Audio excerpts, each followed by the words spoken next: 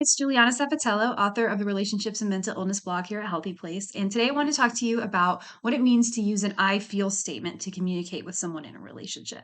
So, an I feel statement is when you start by speaking to somebody by telling them how you feel about something rather than putting blame onto them or name calling or starting the sentence with an accusation. So, an example of that would be, I feel frustrated when you leave the dishes all over the table. That would be an example of that. So, a different way people go about saying something like that is, you always leave the dishes all over the table and you're so lazy, or you're so inconsiderate, or you make me so mad.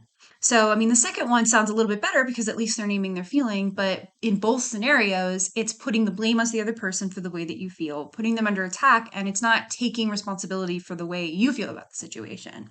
So, maybe the situation is not about them doing something wrong, but about how their actions make you feel. And you want to communicate that to them, but you also want them to be able to, listen to and accept what you're telling them and actually consider it rather than just focusing on how they feel because they were just attacked by you verbally and that might lead to a fight.